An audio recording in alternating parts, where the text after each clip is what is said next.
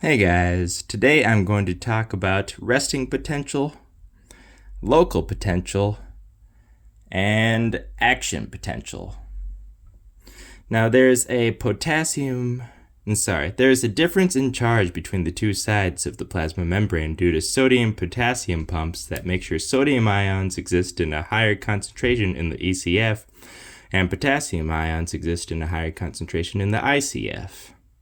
While both of these ions have a positive nature to them due to being cations, the potassium in the ICF also has to contend with negatively charged proteins.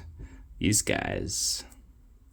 Due to this, the ICF has a negative nature to it, and the ECF has a positive nature to it. This difference in charge is called polarity. The difference between the two sides of the plasma membrane means an electrical potential exists at the membrane. This is called the resting potential and leads to a value of negative 7 millivolts for the ICF while the neuron is at rest. A local potential occurs when a dendrite is stimulated. When this occurs, the sodium gates open, and there's an influx of cations that diffuse into the ICF. The opening of the sodium gates and the influx of sodium ions cause neighboring sodium gates to open as well. If strong enough, this current can progress through the plasma membrane of the soma and possibly to the axon hillock region. Local potentials have three characteristics. They are graded, meaning they vary in magnitude depending on the strength of the stimulus. More stimulus means more sodium channels will open and more sodium ions will enter the ICF.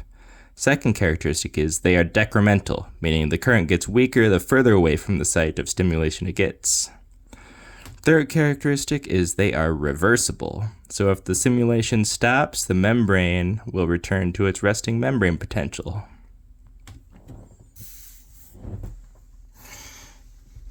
Now, an action potential occurs when a local potential of enough magnitude reaches the axon hillock.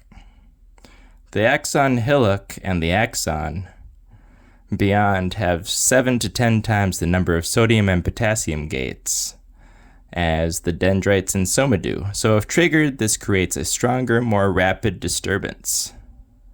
When you hear that a neuron is sending electrical signals down its axon towards its target cells,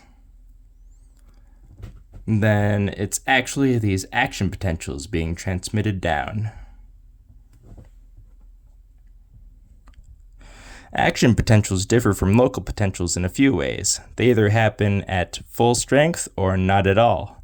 They don't degrade through space, and they are irreversible. To create an action potential, a local potential has to be strong enough to depolarize the hillock's resting membrane potential of negative 70 millivolts to the threshold of negative 55 millivolts. This causes the sodium gates to open and rapid depolarization ensues that causes the value of the ICF to go up and peak at positive 35 millivolts. When this is achieved, the sodium gates close and the potassium gates open, causing a rapid repolarization.